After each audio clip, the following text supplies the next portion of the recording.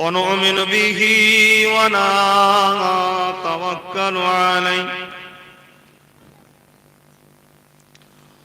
ونعوذ بالله من شرور أنفسنا ومن سيئات أعمالنا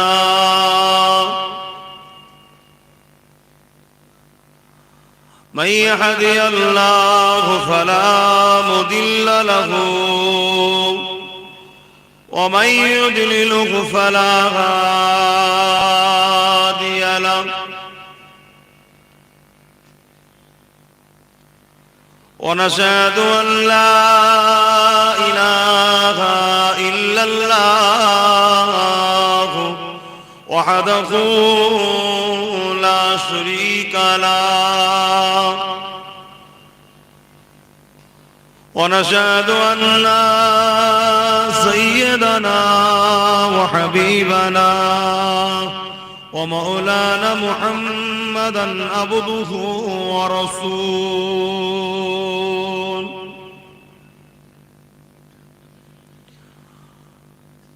أما بعد فيا أيها الحاضرون رحمكم الله، قال الله تعالى في كلام المزيد الفرقان الحميد إن الله وملائكته يصلون على النبي يا أيها الذين آمنوا صلوا عليه وسلموا تسليما اللهم صل على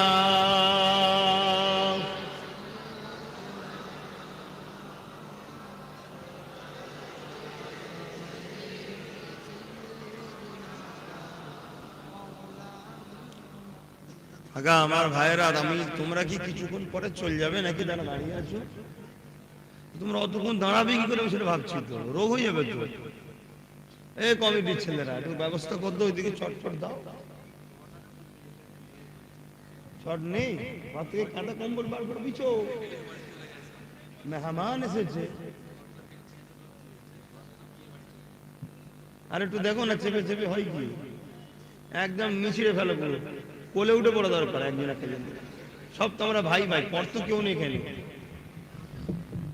যদিও বা আগে জুট তো, এখন আর পর পর জোটে না, একেবারে নিখুঁত জোটে এখন সব। একটু দেখো না ভাই, কেন কমই ভাবছি, অজ করতে করতে দরুদ পড়ার পরে ভাবছি 1.5-2 ঘন্টা দাঁড়াবে কি করে, কষ্ট হবে তো। একটা কথা চিন্তা করে দেখো, আলহামদুলিল্লাহ আমরা কিন্তু প্রায় সময় প্রতিদিনই কম বেশি, দূরে হোক কাছে হোক, সোশ্যাল মিডিয়ার মাধ্যমে হোক, এই টাইমটা কিন্তু হাজার হাজার লাখ লাখ যুবক কিন্তু একসাথে দরুদ শরীফ পড়ছি, আমরা সুবহানাল্লাহ বলছি, আমরা ওয়াজ শুনছি, আমরা ঠিক না বেঠিক? শুধু তোমরা করছো তা নয়, PABS এর মাধ্যম দিয়ে বাইরে বাইরে, কাতার থেকে, দুবাই থেকে, সৌদি আরব থেকে, তেহরান থেকে, জর্ডান থেকে, বিভিন্ন জায়গায় বসে বসে বসে বসে আমার দাদা হুজুরের পাগলের ঘরের ছেলেরা, নবীর গোলামেরা, তারাও কিন্তু সুবহানাল্লাহ আলহামদুলিল্লাহ ওখানে বসে বসে দরুদ পড়ে, বলুন আলহামদুলিল্লাহ। আরো অনেক ছেলেরা তারাও সোশ্যাল মিডিয়ায় দিচ্ছিল, কিন্তু ভালো থেকে ক্ষতি করে ফেলছিল। ওরা বোঝে না কোনটা ভালো কোনটা ক্ষতি, নিজের কমের কোন কথাটা ছাড়তে হয় কোন কথাটা ছাড়তে নেই এইটুকু বোঝে না। একটা মানুষ রানিং এ বলতে বলতে কখনো কখনো কথা স্লিপ হয়ে যায়, একটা জিনিস বুঝাতে গিয়ে আর একটা জিনিস হয়ে যায়, সেইটাকে দেখা যাচ্ছে বেখেয়ালে রেখে দিয়ে অন্যদিকে চলে যাচ্ছে বুঝাতে। ওরা ওইটুকু বোঝে না, ওইটা সব সমেতই চালিয়ে দেয়, সমাজে বিভ্রান্তি হচ্ছিল। ওই জন্য সবাইকে বন্ধ করে দিয়েছি। কথা ঠিক ভুল করেছি নাকি ভাই? এটা লাভের থেকে ক্ষতি করে ফেলছে। অথচ এই ওসিলায় ওদেরও একটা কিছু হচ্ছিল, আমি ভাবলাম যাক করুক, কি করবো বলো। তো যাক, তুমি মোবাইলটাকে রাখো না ভাই, ভালো যদি বাসো কথা শুনতে হবে, আর নাই তুমি নিজেকে চালাক মনে করছো যে ভাইজান হয়তো দেখতে পাচ্ছে না। আমি দেখতে না পারলেও আমার আল্লাহ দেখতে পাচ্ছে। তুমি আমায় ভালোবাসো আর ধোকা দেবে গোপনে গোপনে, ওটা তো ভালো লক্ষণ নয়। কিন্তু আমি তোমায় ধোকা দিইনি, আর আমি যদি ধোকা দিই কে দেখছে? আল্লাহ দেখছে। ওটাও কিন্তু আল্লাহ ছেড়ে দেবে না। যে ছেলে গুনে এত ভালোবাসা, তুই ধোকা দিচ্ছে, এই তুই খুলনার মধ্যে ঢুকে কথা বলছি কেন? ওটা কি খুলনা নাকি? কি ওটা? ও, আজকে কিন্তু আমার শরীর খুব খারাপ হয়ে গেছে। এই দুটোর সময় খেয়েছি, খেয়েই গাড়িতে উঠেছি, বাইরে পৌঁছেছি, জান হাই ফাই করছি বাড়ি, মানে সময় পাচ্ছি না। আল্লাহ রসুল, আমার রসুল যা বলেছে যে আখিরি জামানায় বছর গুলো মাস হয়ে যাবে, মাস গুলো সপ্তাহ হয়ে যাবে, সপ্তাহ গুলো দিন হয়ে যাবে, দিন গুলো ঘন্টা হয়ে যাবে।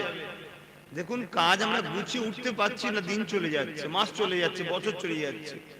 এই তো সেদিন এই মাহফিলটা করে গেলাম, কত বছরে তোমাদের সেই মাহফিলটা বেড়েছে যে প্রতি বছর আছি, তাহলে এই তো সেদিন যেন মনে হচ্ছে করে গেলাম। দেখুন বছর পার হয়ে গেছে। তারপরে এখানে আবার আইজুল ভাই নাকি একটা ওরও একটা মাহফিল হয়। দরুদ শরীফ আল্লাহুম্মা সাল্লি আলা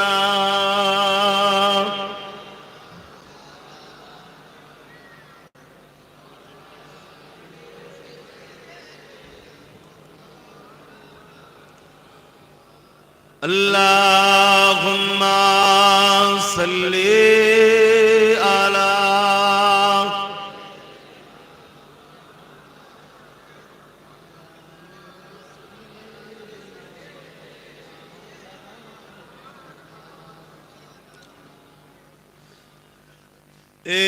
किसके लिए महफिल कौनैन सजे हैं,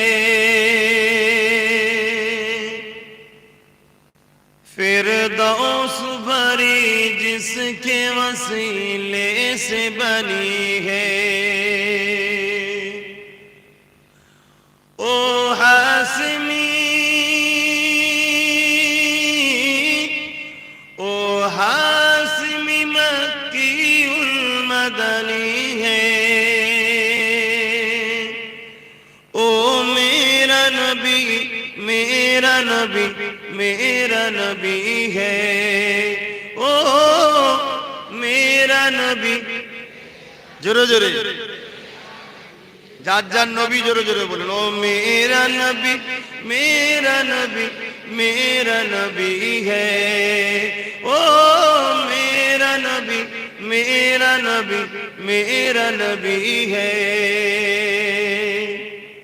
अल्लाह का फरमान लम नशरह लक सदरा, मनसूब है जिससे वरफाना लक जिक्रा। বলুন আল্লাহু আকবার। আমার নবীর কত সম্মান দেখুন। আল্লাহ কোরআনে বলছেন রাসূলে পাক সাল্লাল্লাহু আলাইহি ওয়াসাল্লামের মর্যাদার কথা।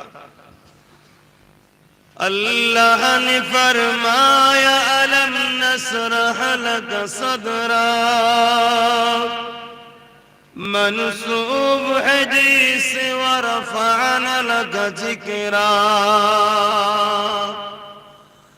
क्या शान है उसकी, क्या शान है उसकी जो उम्मी लक भी है।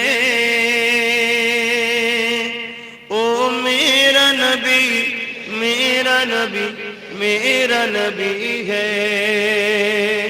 ओ मेरा नबी, मुज़म्मिल मुदस्सिर यासीन ताहा, क्या क्या नए अलकब से मौला ने पुकारा। मुज़म्मिल मुदस्सिर यासीन ताहा, এগুলো কার নাম? আমার রাসূলের নাম। আল্লাহ ডাকছে নবীকে, নাম ধরে ডাকে না, বিভিন্ন লকাব দিয়ে ডাকছে। কত ভালোবাসে বুঝছেন? সেই নবীকে ভালোবাসবেন না বাসবেন? ভালোবাসা কাকে বলে? তার বিরোধী করা তো, তার কথাকে অমান্য করা তো, তার দুশ্মনদের সঙ্গে বন্ধু করা তো। মুযাম্মিল মুদাসসির ইয়াসিন তাহা नए नए क्या क्या नए अलकब से मौला ने पुकारा তোদেরকে খেয়াল করতে গিয়ে গন্ডগোল তোরা কিছু করছিস নাকি গোপনে গোপনে রেকর্ডিং করছিস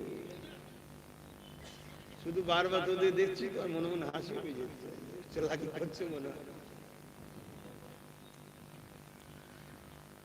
मुज़म्मिल मुदस्सिर यासीन ताहा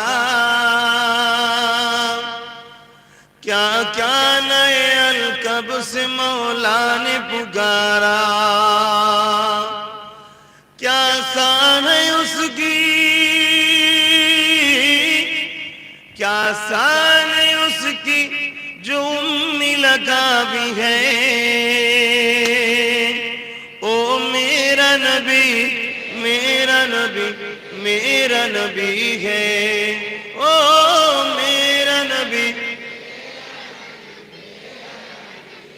ओ मेरा नबी मेरा नबी मेरा नबी है अल्लाहुम्मा सल्ली अला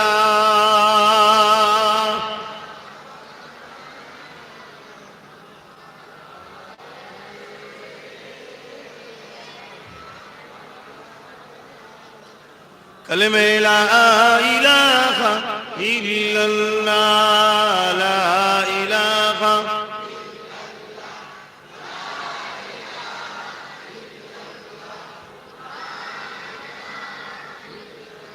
ला इलाहा इल्लल्लाह ला इलाहा इल्लल्लाह ला इलाहा ला इलाहा ला इलाहा इल्लल्लाह ला इलाहा आहा আল্লাহ অনেকে তোমাদের ঘরে ক্রিটিসাইজ করে আমাদেরকে তোমাদের ঘরে ক্রিটিসাইজ করে গুটকা খায় মাথায় টুপি নেই আননি প্যান্ট শার্ট পরে আর করে ক্রিটিসাইজ করে কিন্তু আজ দেখো দুনিয়া এই ছেলেগুলোই বসে কিন্তু এখানে আল্লাহকে ডাকছে লা ইলাহা ইল্লাল্লাহ নেই কোনো ইলাহা আল্লাহ ছাড়া মুহাম্মদ রাসূলুল্লাহ মুহাম্মদ সাল্লাল্লাহর প্রিয় রাসূল অনেকে ক্রিটিসাইজ করে লেবাসটা দরকার দাড়ি দরকার টুপি দরকার সুন্নতি ইউনিফর্ম দরকার কিন্তু ঈমান ছাড়া সুন্নতি লেবাসের কোনো দাম নেই কথা বুঝা যাচ্ছে আর ঈমান দাড়ি নয় ঈমান টুপি নয় ঈমান গোল জামা নয় ঈমান হলো প্রেম আল্লাহ আল্লাহ রাসূলকে জোরে বলুন সুবহান আমরা স্বীকার করছি গুটকা খাই দাড়ি চাচি মাথায় টুপি দিই হালকা বয়সে অনেক গুনাহ করি কিন্তু তা বলে ইসলামের দুশমনদের সাথে দালালি করিনি আমরা ঠিক না বেঠি আহা কি দুঃখ এটা জাস্ট কিছু ছেলে তো কমসে কম এসে বসে দরুদ পড়ছে কলেমা পড়ছে এই মুহূর্তে ছেলেগুলোর উপরে আল্লাহ রাজি আছে নবী বলছে জোরে বলুন সুবহান এইভাবেই তো পরিবর্তন হয় এক সাহাবী রাসূলের দরবারে এসেছে হুজুর আমি মদ খাই শোনো মদ খাই আল্লাহ নবীকে বললেন বাবা তুমি খেও না এটা হারাম জিনিস বাবা হুজুর আপনি আমায় তওবা করে দেন তওবা করলো বেশ মাস খানে খাই না আবার খেয়ে ফেলেছে নবীর দরবারে এসেছে হুজুর আমি তো খেয়ে ফেলেছি আল্লাহ নবী তাকে তওবা করালো এবং যে শাস্তি বেতের আঘাত দররা মারলো তাকে যেটা আল্লাহর আইনে আছে মারলো আবার বেশ কয়েক মাস খাই নাই আবার একদিন খেয়ে ফেলেছে আবার নবী দরবারে এসেছে হুজুর আমি আবার খেয়ে ফেলেছি আমাকে ইসলামের যে শাস্তি আছে সেই শাস্তি দিন আর তওবা করিয়ে দিন আমি খেতে চাইনি হুজুর কিন্তু নেশার ঘরে খেয়ে ফেলেছি আল্লাহ রাসূল ওকে আবার তওবা পড়ালেন আবার দররা মারলেন বেতের আঘাত করলেন শাস্তি দিলেন সাহাবাদেরকে বলে যে পানিশমেন্ট শাস্তি দিলেন আবার কিছুদিন পরে আবার একদিন শরাব খেয়ে ফেলেছে, সে নবীকে বলছে। তো নবীর দরবারে এসেছে, তখন নবী ঘরে ছিল। তার আগে সাহাবাদের সামনে এসে বসে, লজ্জা, একটা মানুষ ভুল করলে একটু লজ্জা থাকে না, থাকে না? তো লজ্জা করেছে, সাহাবার বলে, তুই মদ খেয়েছিস, আবার নিশ্চয়ই ভুল করেছিস, শরাব পান করেছিস। তো সাহাবার এই দৃশ্য থেকে ওর উপরে লানত করছে, কি তুই ধ্বংস হয়ে যা, আল্লাহর গজব তোর উপরে, তুই বারবার নবীর হাতে হাত দিস, তওবা করিস, আর এরকম তওবাকে ভঙ্গ করিস। স্বাভাবিক ভাই, আল্লাহর রাসূল, আহা, নবী আমার শুনতে পেয়ে গেছে, তাড়াতাড়ি এসেছে, এসে বলছে, খবরদার, আমার এই সাহাবীকে তোমরা বদদুয়া করো না। আমি রাসূল বলছি, আল্লাহ আল্লাহ রাসূলকে ভালোবাসে। জোরে বলুন সুবহানাল্লাহ। আরো জোরে বলবেন, একটু খুশি হয়ে বলুন, নারে দিবে। আরে ঈমান তো আব্বাস সিদ্দিকী এনেছে, ঈমান তো পীর সাহেব, পীরজাদা, মুজাদ্দিদ, কুতুব, আবদাল সবাই এনেছে, কিন্তু কার ঈমানের সার্টিফাই রাসূল দিয়েছে বলুন তো? কারোরটা দিয়েছে কি? কিন্তু রাসূল ওই সাহাবীর ঈমানের সার্টিফিকেট দিচ্ছে, যে আমি গাওয়া দিচ্ছি এ আল্লাহ আল্লাহ রাসূলকে ভালোবাসা, অর্থাৎ ঈমানদার। জোরে বলুন সুবহানাল্লাহ। ঈমানদারকে তুচ্ছ তাচ্ছিল্য করতে নাই। শুনছেন? তুমি ভুল করেছো, এটাকে বলো, বাবা তুমি নামাজ পড়ছো, মাশাআল্লাহ, মারহাবা, মাহফিলে যাচ্ছো, নরে তাকবীর, আল্লাহ আকবার বলছো, ভালো জিনিস, সাথে সাথে আরো পরিবর্তন হও বাবা, এইভাবে বলা দরকার। লাড়াও নি, আওয়াজ হচ্ছে, কথা বুঝে আসছে? কিন্তু তা বলে তাকে তুচ্ছ তাচ্ছিল্য করুন, অবহেলা করুন, টোন টিটকিরি মেরুন। আবার রাসূলের এই ব্যবহারটা দেখে, রাসূলের এই ব্যবহারটা দেখে ওই সাহাবীটা চোখের পানি রাখতে পারলো না, যে আমি একজন আসামি, আমি এক দোষী। সাহাবাদের কাছে রাসূল আমার জন্য সাহাবাগুলোকে বকলো, আর আমি মদ খাবো। ওই যে দিলে একটা আঘাত লাগলো, সেই দিন থেকে আর কোনোদিন তিনি মদকে ছোঁয়নি। জোরে বলুন সুবহানাল্লাহ। একটা ছেলে ভুল করেছে, তাকে যদি আমি বলি, হারা তুই আমার সাথে মিশিস বাবা, তুই ওর সাথে মিশিস বাবা, তুই মাহফিলে আসিস বাবা, তুই মুসলমান, তুই এরকম একটা মসজিদের দায়িত্বে আছিস, মাদ্রাসার দায়িত্বে আছিস, জলসার দায়িত্বে আছিস বাবা, তুই এরকম করিস নি, তোর জন্য আমায় কথা শুনতে হবে। মানুষের মধ্যে একটা চেতনা আরো ফিরবে, ঠিক না বেটি? কিন্তু তা বলে তাকে টোন টিটকিরি মারা ঠিক নয়। তার মহব্বত নবীর উপরে কি ছিল? সে রাসূল পাক সাল্লাল্লাহু আলাইহি সাল্লামের দরবারে, হাদিসটা পুরো বলে দিই, নবীর দরবারে বসে থাকতেন, সমস্ত লোকেরা আসতো, যেমন আমাদেরও দরবারে যায়, নবীর গোলাম হিসেবে আমাদের কাছে লোক যায় না, যায় না, যে মাসলা মাসাইল জিজ্ঞেস করে, বিভিন্ন সমস্যার কথা জিজ্ঞেস করে, দুনিয়ার কথা জিজ্ঞেস করে, আখিরাতের কথা জিজ্ঞেস করে, সব কথা জিজ্ঞেস করবেন, দুনিয়ার কথাও জিজ্ঞেস করতে হবে, ব্যবসার কথা, কারবারের কথা, সমাজের কথা, রাজনীতির কথা, অর্থনীতির কথা, সমাজনীতির কথা, পারিবারিক কথা, সংসার জীবনের কথা, নামাজ, রোজা, হজ, যাকাত, সাথে সাথে দুনিয়ায় এগুলোকেও জিজ্ঞেস করতে হবে। কেন? সবকিছুই তোমাকে করতে হবে কোরআন সুন্নাহ অনুযায়ী। জোরে বলুন সুবহানাল্লাহ। তুমি যদি মন মোজ খুশি করো হবে না, নিজের খেয়াল খুশি মতো কোনো জিনিস চলবে না, তোমার স্রষ্টা যা চাই তোমাকে সেটা করতে হবে, ঠিক না বেঠিক? সেই জায়গায় যায়, কেউ জিকিরের কথা জিজ্ঞেস করে, কেউ ব্যবসা বাণিজ্যের জন্য দোয়া চায়, কেউ কিছু জায়গায় কোনো সমস্যায় পড়ে গেছে, কারবারের মসলাটা কি হবে জিজ্ঞেস করে, কার পারিবারিক সমস্যার কথা বলে। রাসূলের গোলাম হিসেবে আমাদের কাছে যায়, আমরা নবীর কথাটা তাদের কাছে শোনা, ইসলামের কথা শোনা। তো রাসূলের কাছে ও সব সাহাবারা আসতেছে, বিভিন্ন মসলা জিজ্ঞেস করতো, আর এই বারবার সবার উত্তর দিচ্ছেন নবী বসে বসে। নবী পাক বড় ক্লান্ত হতে, মানে অর্থাৎ একটা মানুষ বারবার অনেকক্ষণ বকলে একটু কষ্ট হয় তো নাকি? এই দৃশ্যটা দেখে ওই সাহাবীটা যে ওই শরাব পান করে ফেলতো, তার মনে মনে কষ্ট, তাহারে কি আমার রাসূলের শরীরের কথা ভাববে না? সবাই মিলে শুধু বকিয়ে যাচ্ছে। তাই ওইটা মাঝে মাঝে বসে বসে ও এমন কিছু কথা বলতো, যাতে কথা শুনে নবী হেসে ফেলতেন। জোরে বলুন সুবহানাল্লাহ। আর ওর উদ্দেশ্য ছিল কি? নবী একটু হাসলে শরীরটা ফ্রি হয়ে যাবে। কথা বুঝে আসছে না? ওর এটা মনে রাখতো, তো ও নবীকে সব সময় একটু খুশিতে রাখতে চাইতো। এইটাই ছিল তার প্রেম। জোরে বলুন সুবহানাল্লাহ।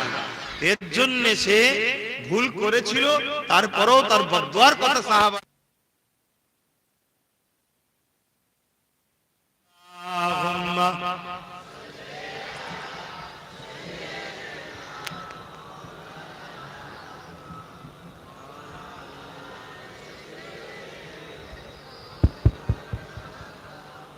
নবী পাক সাল্লাল্লাহু আলাইহি সাল্লাম, তথাপিও তার ভুল আছে, কিন্তু বলে তাকে লালত করো না। কেন? তার অন্তরে প্রেম আছে, আল্লাহর রাসূলের প্রেম আছে। তোমাদের অন্তরে আল্লাহর প্রেম, নবীর প্রেম আছে না নাই?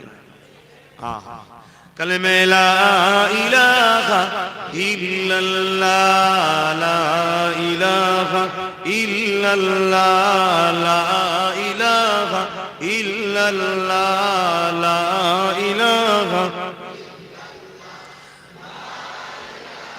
নেই কেহ নেই আল্লাহ ছাড়া, লা ইলাহা ইল্লাল্লাহ, লা ইলাহা ইল্লাল্লাহ, লা ইলাহা ইল্লাল্লাহ, লা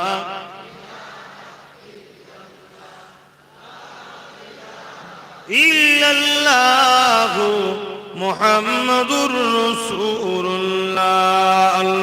আল্লাহুম্মা সাল্লি আলা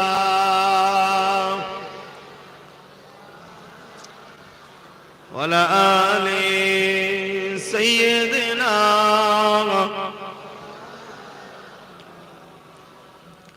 وقال الله تعالى في كلام المزيد والفرقان الحميد،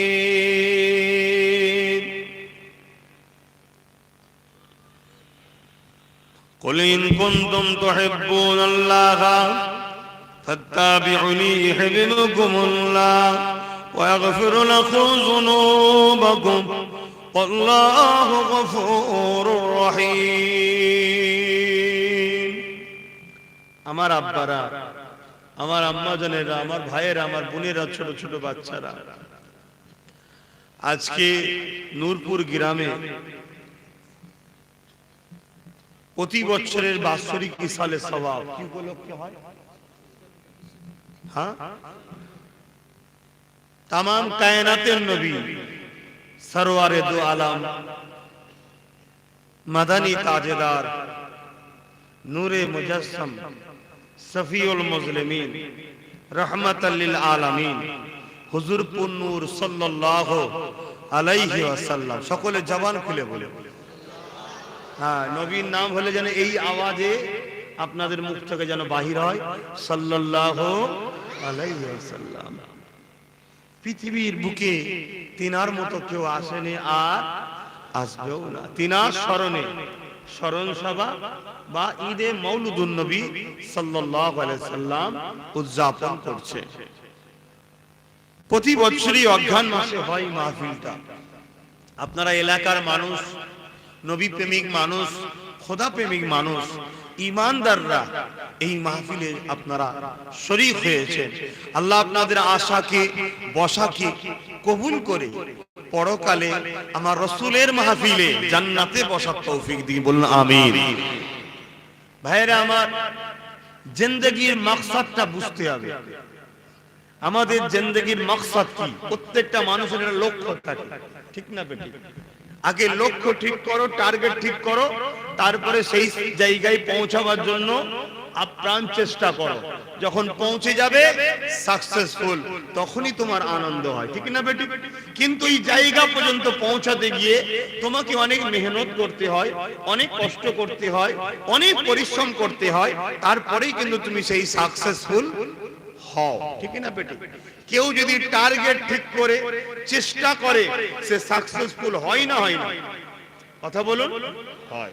তা আমাদের টার্গেট, আমাদের লক্ষ্য, আমাদের জিন্দেগির মাকসাদ কি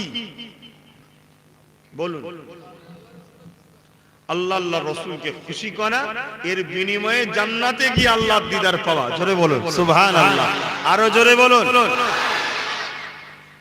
তাহলে এইটা হলো প্রত্যেকটা ইমানদারের মূল টার্গেট হওয়া দরকার। শুধু ইমানদার নয়, তামাম পৃথিবীর মানুষ জাতির এই টার্গেট হওয়া দরকার। কে টার্গেট করছে না করছে পরের কথা। আজকে যতজন এই মাহফিলে এসেছেন আর আমার আম্মা বোনেরা যারা শুনছেন, তাদেরকে উদ্দেশ্য করে বলবো, আজকে দোয়া শেষে তওবা তো পড়ানো হবেই, এক্ষুনি বসে বসে টার্গেট ফিক্সড করুন যে আমার জীবনে আজ থেকে একটাই টার্গেট, আল্লাহ আল্লাহ রসুলকে খুশি করা, তার বিনিময়ে জান্নাতে গিয়ে আল্লাহ দিদার পাওয়া। জোরে বলুন সুবহানাল্লাহ। তাহলে টার্গেট পাকা তো নাকি? এবারে টার্গেট যখন আল্লাহ আল্লাহ রসুলকে খুশি করা, এই খুশি করতে গেলে তোমায় কি করতে হবে? সে রাস্তায় চলা। তাতে ডায়ে বায়ে আগে পিছনে কে আছে সাথে, কে নাই,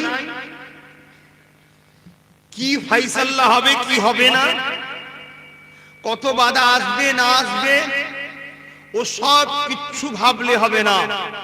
আগুন সামনে চলো, সাগর সামনে চলো, পাহাড় সামনে চলো, লোহার বেড়ি পায়ে চলো, মৃত্যু সামনে চলো, কোন দিকে তাকালে হবে না। আমি আমার লক্ষ্যস্থলে পৌঁছাবো, আল্লাহ আল্লাহ রসুলকে রাজি করা। জোরে বলুন সুবহানাল্লাহ। আমার যুবকেরা, আমার আব্বা জানেরা, আম্মা জানেরা, আমার বোনেরা, আপন বলে বলছি, এই পৃথিবীতে সব একটা লোভ লালসা ধোঁকা, কেউ আপন নয়। আর এই সব কিছুই আল্লাহ দিয়েছে। জমি জায়গা, ধন দৌলত, স্ত্রী, স্বামী, সন্তান, এসব আল্লাহ দিয়েছে। লোভ, কথা বুঝছেন?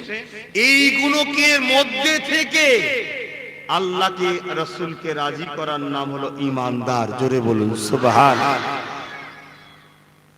তাই আমরা তাহলে কি করব?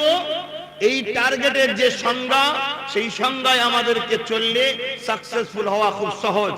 আল্লাহ পাক কোরআন পাকের মধ্যে বলছেন, হে বিশ্ব জগতের মানুষ শোনো, লিল্লাহি মা ফিস সামাওয়াতি ওয়া মা ফিল আরদ, জমিন আসমানের একমাত্র মালিক কে? জোরে আরো শাহাদাত আগুন তুলে বলুন কে? জোরে বলুন কে? নারী দিবে। সেই আল্লাহ বলছেন, বিরক্ত, সেই আল্লাহ বলছেন তোমাদেরকে আমি বানিয়েছি ইল্লা লিয়াবুদুন, একটাই মাত্র উদ্দেশ্য, ফিক্সড করো, আমার দাসত্ব করা। জোরে বলুন সুবহানাল্লাহ। আল্লাহ তোমার দাসত্ব কি? আল্লাহ বলছে শোন, লিল্লাহ মা তাকুমুর রাসূল ফাখুযুহু ওয়া মা নাহাকুম আনহু ফান্তাহু। রাসূল যা আদেশ করেছে মেনে নে, নবী যা নিষেধ করেছে ছেড়ে দে। আমরা যদি আল্লাহ আল্লাহ রাসূলকে খুশি করতে চাই, আল্লাহর দাসত্ব করতে চাই, তাহলে আমাদের জিন্দেগীর মাকসাদ হবে নবী যা আদেশ করেছে মানব, যা নিষেধ করেছে ছাড়বো। তাই তো নাকি গো? নবীর আদেশ মানতে গিয়ে যদি আমার জীবন লাগে, নবীর আদেশ মানতে গিয়ে আমি যদি ভিখারি হই, নবীর আদেশ মানতে গিয়ে বাপ মা ঘর থেকে বার করে দেয়, নবীর আদেশ মানতে গিয়ে স্ত্রী সাথ ছেড়ে দেয়, নবীর আদেশ মানতে গিয়ে স্বামী ছাদ ছেড়ে দেয়, তারপরেও আমি পিছপা হব না। কারণ এই দুনিয়া আমার আসল জায়গা নয়, আমার আসল জায়গা হলো আল্লাহর জান্নাত। জোরে বলুন সুবহানাল্লাহ। আমার জন্য কেউ একদিন জাহান্নামে যেতে রাজি আছে? কেউ রাজি নাই। তবে তোরা রাজি থাকলে আমি ভাই তোদের জন্য নাই। কেন? আমি জানি জাহান্নামটা কি কঠিন। আবেগে তো বললে হবে না। হযরতে ফারুক আজম কে? তিনি যার সম্বন্ধে রাসূল বলছে আমার পরে যদি কেউ নবী হতো, ওমর হতো, নবীর দরজা বন্ধ হবে না। তিনি বলছে আল্লাহ পৃথিবীতে যদি একটা লোকই জান্নাতে যায়, ওটা যেন আমি হই। খোদা তোমার জাহান্নামে আমি যেতে রাজি না। কত কঠিন তেনারা জানে, আমরা তো জানি না। যতটুকু আল্লাহ আমায় জানিয়েছে সেই জ্ঞান থেকে বুঝেছি, 1000 বছর এই পৃথিবীতে জুলুম সহ্য করা অনেক আরাম, একদিনের জাহান্নামে থাকা, 1 ঘন্টার জাহান্নামে থাকা অনেক বেশি কঠিন। হে আল্লাহ, আমার বাপ ভাই মা বোন সমস্ত নবীর গোলামগুলোকে যার অন্তরে সরষে দানা পরিমাণ ঈমান আছে তার জন্যই দোয়া করি, তাদের সাথে আমাকেও যেন আল্লাহ জান্নাতি করে। বলুন আমিন। তাহলে আমাদের আলোচনার বিষয়টা বুঝতে পারলেন? আমাদের লক্ষ্য জীবনের হবে কি? রাসূলের আদেশকে মেনে নেওয়া, নবীর নিষেধকে ছেড়ে দেওয়া। আল্লাহ পাক তাই কোরআন পাকের মধ্যে বললেন, কুল, হাবিব আপনি বলুন, ইন কুনতুম তুহিব্বুনাল্লাহ, যারা বলে আল্লাহকে ভালোবাসি, তারা যদি সত্যি ভালোবাসে, ফাত্তাবিউনি, আগে যেন আপনাকে ইত্তেবা করে। তাই তো নাকি গো? আপনারা আমাকে ভালোবাসেন, আমাকে বেশি ভালোবাসেন না আল্লাহকে? আমি বসতে বললাম, বসে গেলেন, আমি যতক্ষণ থাকবো আপনারা থাকবেন, ঠিক না বেটি? এই তো ভালোবাসা। সেই আমাকে পেলেন কার কার মাধ্যমে? রাসূলের মাধ্যমে। সৃষ্টি করেছে আমায় কে? আল্লাহ। সেই আল্লাহ থেকে আমাদের কাছে কেউ আপন আছে? আমরা পেয়েছি চোখ, কান, নাক, সমস্ত কিছু পেয়েছি কার থেকে? আল্লাহ থেকে। সেই আল্লাহকে ভালোবাসা দরকার আছে না না? তিনাকে যারা ভালোবাসে, শর্ত কি? ফাত্তাবিউনি, আগে যেন নবীর ইত্তেবা করে। নবীর ইত্তেবা, নবীর মুহাব্বত, নবীর ভালোবাসা, নবীর অনুসরণ যারা করবে তাদের ঘরে আল্লাহ বলেছেন ইউহিব্বুকুমুল্লাহ, আমি আল্লাহ তাদেরকে ভালোবাসবো। জোরে বলুন সুবহানাল্লাহ। তোমরা কি চাও আল্লাহ তোমাদেরকে ভালোবাসুক? তাহলে তোমাদের কাজ কি? নবীকে ইত্তেবা করা, অর্থাৎ নবীর আদেশকে মেনে নেওয়া, নবীর নিষেধকে ছেড়ে দেওয়া। কটা আদেশ মানবেন বলুন? কটা আদেশ মানবেন বলবেন তো? দুটো মানলে চলবে? চারটে? যা আদেশ করেছে, যা যা সব মানতে হবে। ছাড়বেন কটা? যা ছাড়তে বলেছে, তাই তো নাকি? কিন্তু আমরা কি করছি?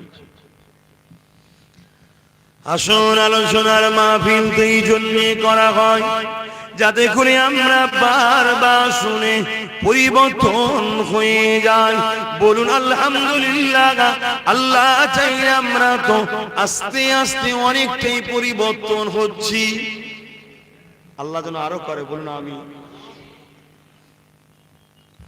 এই নওজওয়ানেরা, আল্লাহ নবী যা আদেশ করেছে, নবী আমার যা নিষেধ করেছে, নিষেধকে ছেড়ে দেওয়া যেমন আমাদের দায়িত্ব, নবীর আদেশকে মেনে নেওয়াটা তেমন আমাদের দায়িত্ব।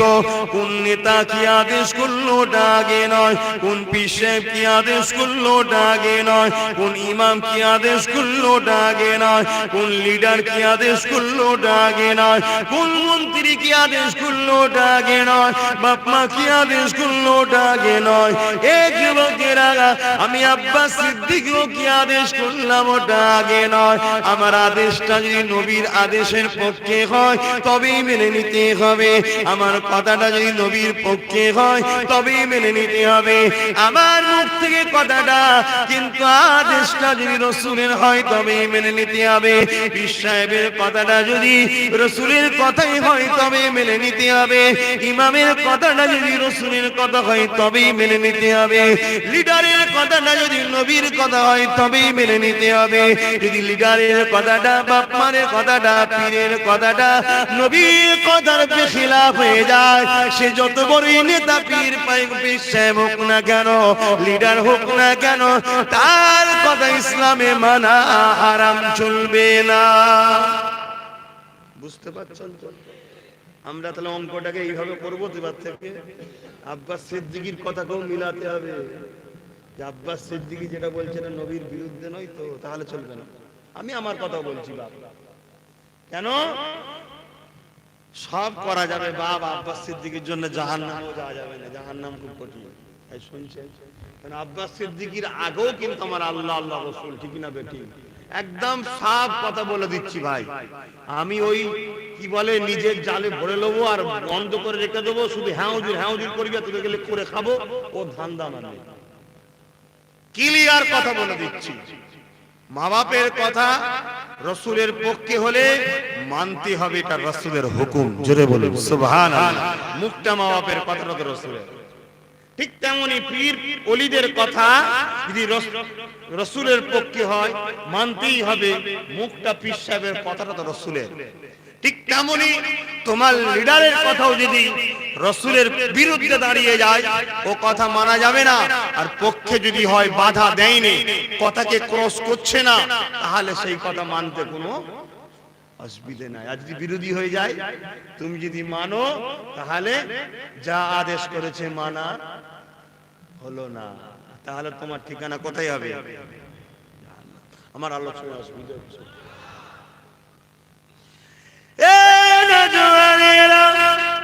দুধে ময়দানে জড়িয়ে করিয়ে আল্লাহ নবীকে ভুলে যেও না গো, নবী পাকের আদেশের বিরোধী করো না গো, নবী পাকের নিষেধ গুলোকে তোমার জীবনে ধরে নিও না গো। কেননা এই দুনিয়া দুদিনের মেহমান তুমি আমি গো, আমার রাসূলের থেকে আপন কেউ নাই।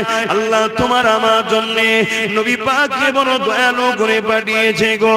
ওমা আরসালনাকা ইল্লা রাহমাতাল লিল আলামিন। আল্লাহ আমার নবী পাককে তামাম আলমের জন্য দয়া করেছে।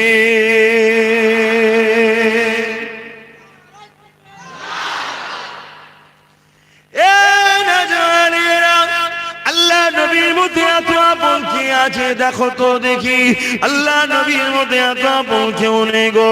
নবী আমার সারাটা জীবন তোমাকে আমাকে জাহান্নাম দিয়ে বাঁচাবার চেষ্টা করেছে, কেননা নবী আমার নিজে সচোখে জাহান্নামকে দেখে এসেছে, জাহান্নামটা কত কঠিন, এই জন্য বলে দিয়ে যায় পরিবর্তন হবার চেষ্টা করো।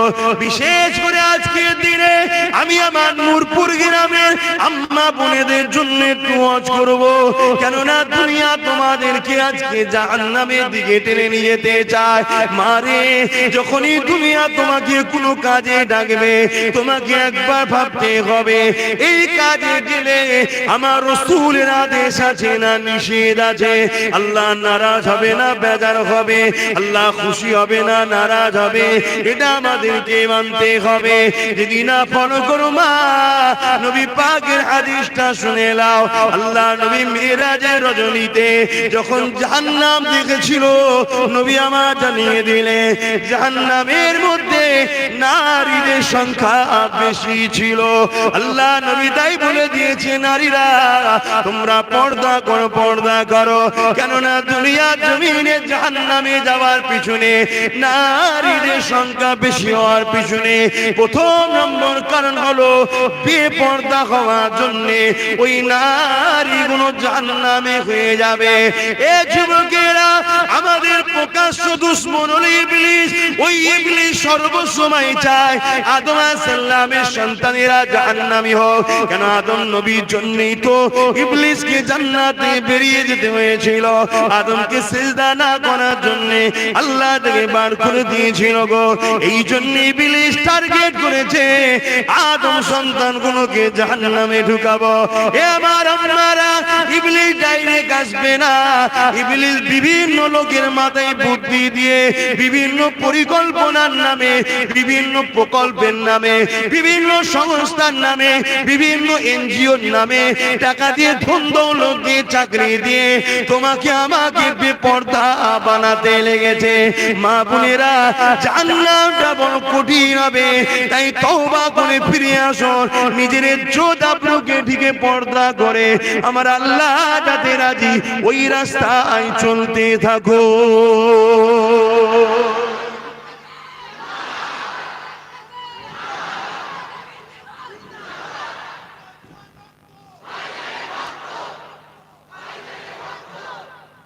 এই স্লোগানটা দিলে একটা কথা মনে পড়ে যাচ্ছে এখন, ওটা নাকি অন্য জায়গায় হচ্ছে,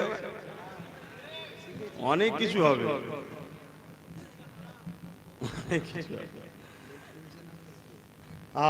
যাক আল্লাহ সব মাফ করুন। তাহলে আমার আম্মা বোনেদের ঘরে ফিরে আসতে হবে। আচ্ছা, আমরা কি চাই আমার আম্মা গুলো জাহান্নামী হোক? এই যুবকরা চাও?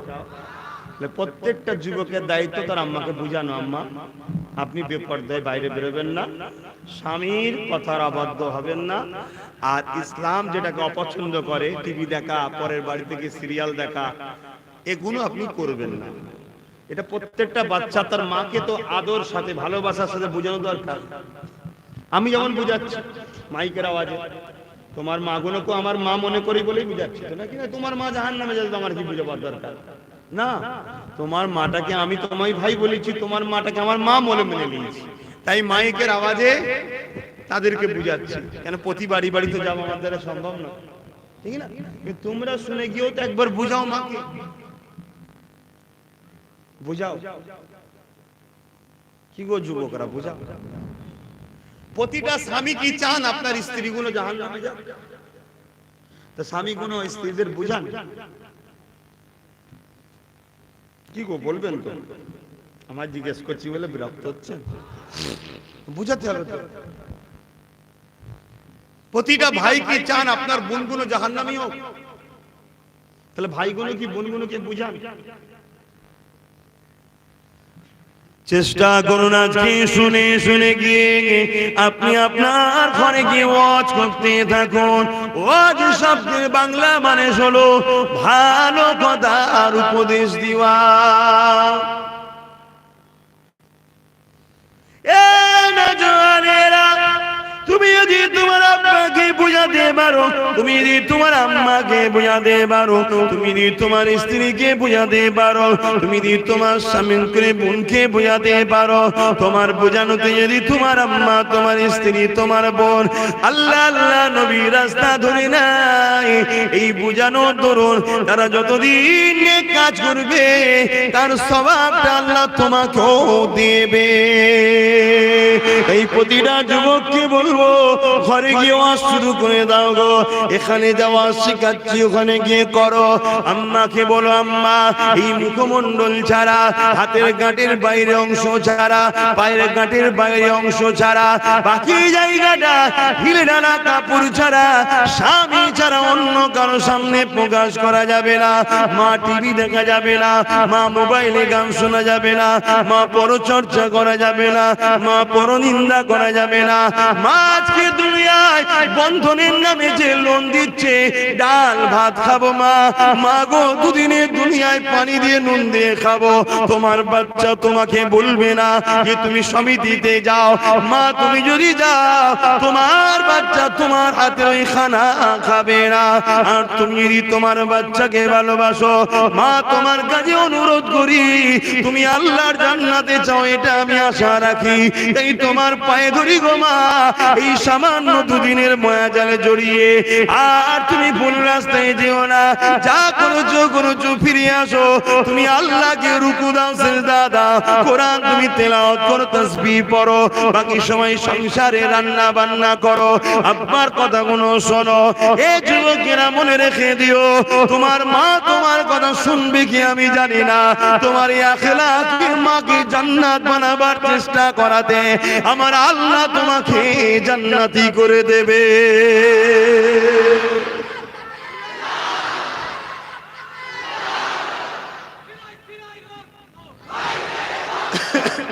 প্রকৃত প্রেম তো এইটাই, যেমন মা জান্নাতীও। তা তুমি তাহলে প্রকৃত প্রেম করছো, মাকে ভালোবাসছো, আল্লাহ খুশি হয়ে যাবে। আর মাকে যে ভালোবাসে তার ঠিকানা কোথায়? মান রাদিয়ানহু ওয়ালিদাহু ফালানা আনহু রাদিন, সে জান্নাতি হয়ে যাবে। জোরে বলুন সুবহানাল্লাহ। এ যুবকেরা, যে যা ঘরে গিয়ে স্ত্রী গুলোকে বোঝাও, তাকে তোমরা যদি ভালোবেসে বোঝাও, খবরদার ঝগড়া করে নয়, চোখ দেখিয়ে নয়, মানবতা প্রেম সব থেকে উপরে গো।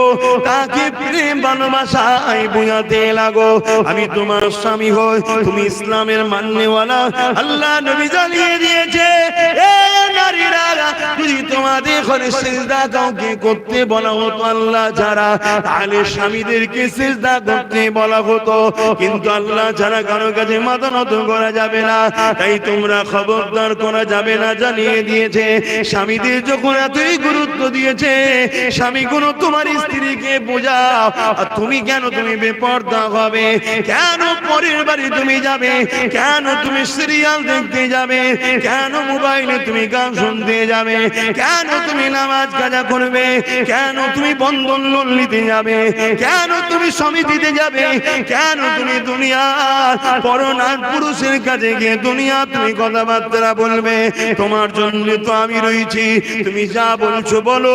নিজের রক্তকে পানি করে তোমার স্বপ্নকে আমি পূরণ করব, তোমাকে আমি খুশিতে রাখবো, রানী বানিয়ে রাখবো। এ দুনিয়ার পুরুষেরা, তুমি তোমার স্ত্রীকে এইভাবে না বুঝা, দাও, মনে রেখে দিও তোমার স্ত্রী ভুল রাস্তায় চলার জন্য তোমার স্ত্রী তো ফেঁসে যাবেই যাবে, কিন্তু কিয়ামতের দিনে তোমার স্ত্রীকে যখন জাহান্নামে দেওয়া হবে তোমার স্ত্রী তখন বলতে লাগবে, ওগো আমার আল্লাহ, আমাকে তো তুমি জাহান্নামে দিচ্ছ, সাথে সাথে আমার স্বামীটাকে তুমি কেন দেবে না?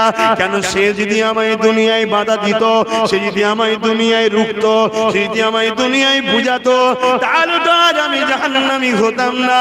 সে তো আমাকে বলেনি, উপরন্তু আমাকে পার করে দিয়েছিল, যা দোকানে গিয়ে বস, যা কারবার করে নিয়ে আয়, যা বাজারে যা, যা শপিং মল করে নিয়ে আয়, যা এমন করে সমিতিতে যা, যা লোন নিয়ে আয়, যা বিভিন্ন প্রকল্প থেকে টাকা নিয়ে আয়। তাই আমার স্বামী আমাকে বলেছিল, তাই আমি বেরিয়েছিলাম।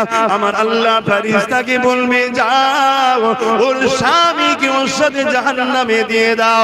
আর তুমি যদি বুঝাতে পারো, তোমার স্ত্রী যদি নেকবাক্ত হয়ে যায়, কিয়ামতের দিনে তোমার চরণে যদি ছোটখাটো কোনো ভুলও হয়ে যায়, ওই স্ত্রী তখন আল্লাহকে বলবে, আল্লাহ, আমি যে আজকে জান্নাতি দেখছেন, এটা আমার স্বামীর ওসিলা। স্বামী আমাকে বুঝিয়েছিল, স্বামী আমাকে মমতা ভালোবাসা দিয়ে আদর দিয়ে সে আমাকে পরিবর্তন করতে চেয়েছিল। ওগো আমার আল্লাহ, আজ তাকে কেন তুমি ধরে নিয়েছো? আমার সাথে তাকে তুমি জান্নাতি বানিয়ে দাও।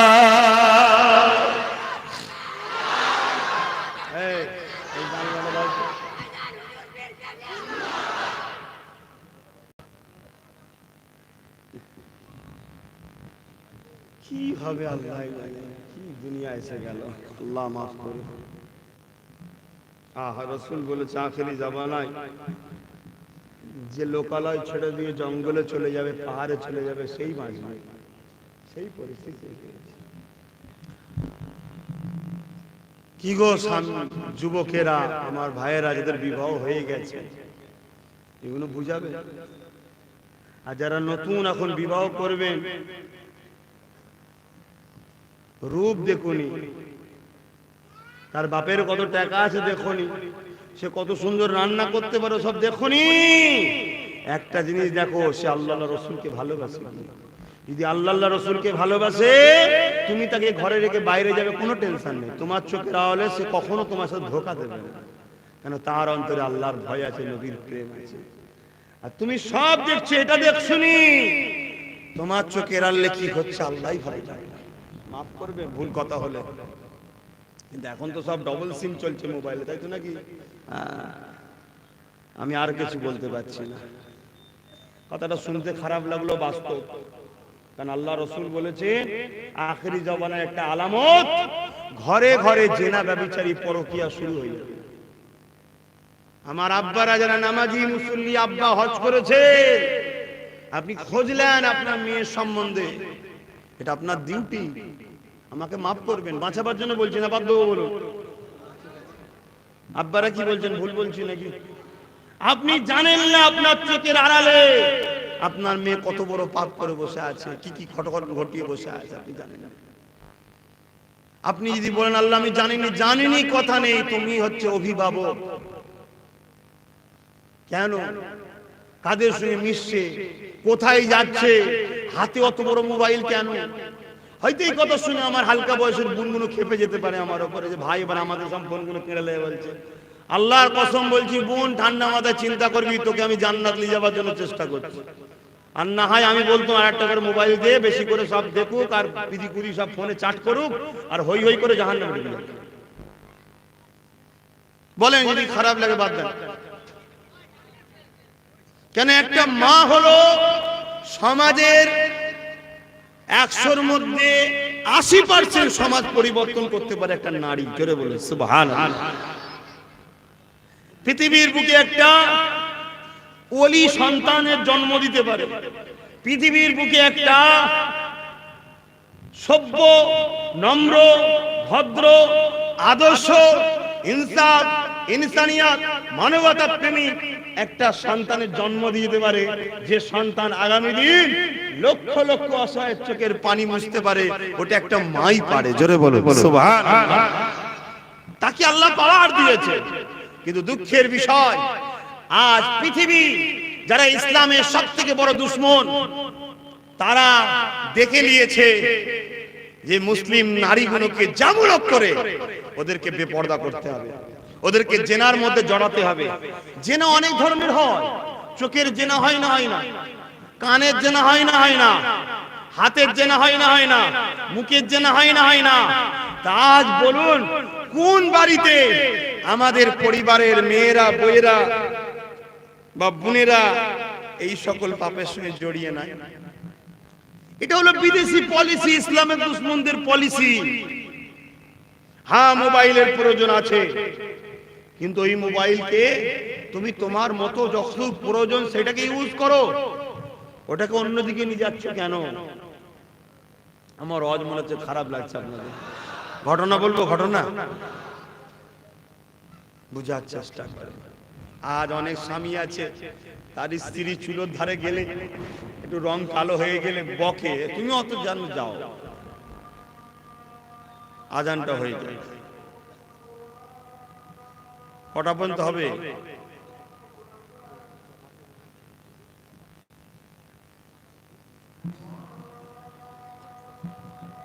কটা পর্যন্ত হবে?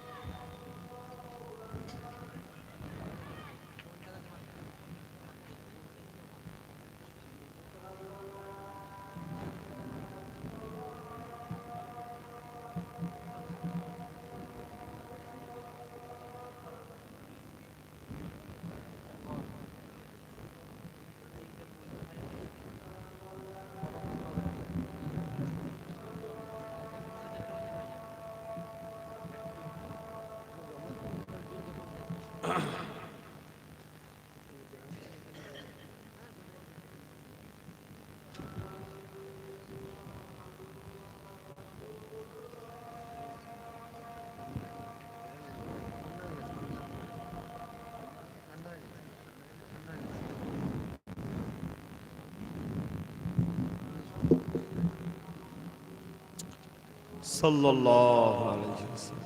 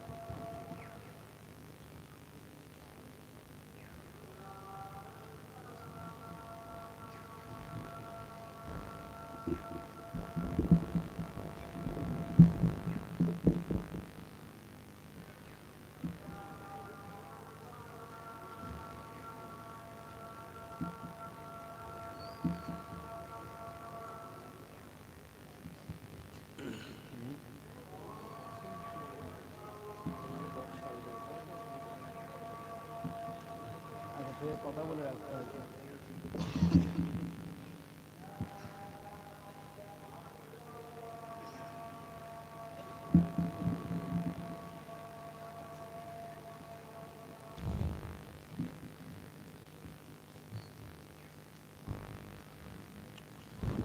বাপ ভাই আমার, ইনারা কি আলোচনা করেছেন মসজিদে সেটা আমি জানি না, অনেক জায়গায় মাহফিলে যেসব জায়গায় হয়, ওই আজকের দিনের জন্য মসজিদের সঙ্গে কথা বলে রাখে যে 4টে পর্যন্ত মাহফিল হওয়ার কথা, তারপরে জামাত হবে। ইনারা কি বলেছে জানি না, তবে মাহফিল 4টে পর্যন্ত হবে, তারপরেও 40 মিনিট অফ থাকে আসরে। কথা বুঝে আসছে? আমরা নামাজ পড়বো, মসজিদের সঙ্গে কি বলেছে আমি তো বুঝতে পারছি না।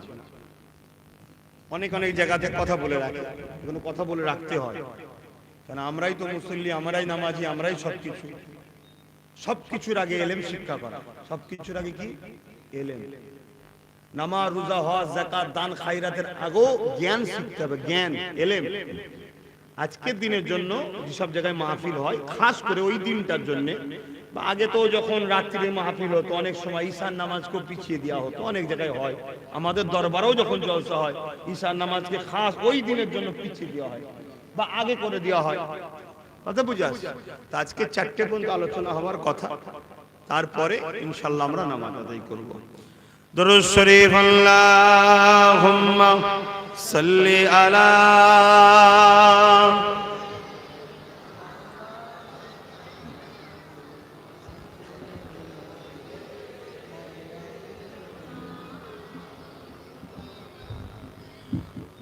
आने वालों ये तो बताओ शहर मदीना कैसा है। आने वालों ये तो बताओ शहर मदीना कैसा है। सर उनके कदमों में रख कर झुक कर जीना कैसा है। आने वालों ये तो बताओ शहर मदीना कैसा है। गुंबद खजना के साए में बैठ के तुम तो आए हो।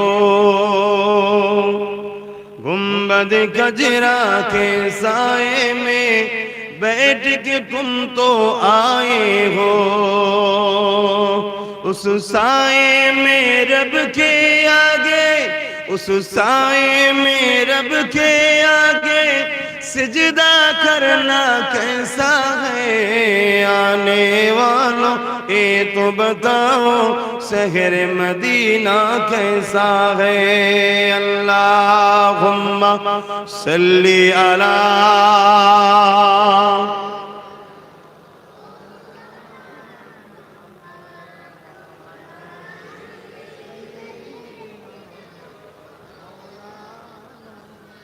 মুসলমান ঘরের ছেলে মেয়েরা, তরুণেরা, বাপেরা পরিবর্তন আবার চেষ্টা করেন।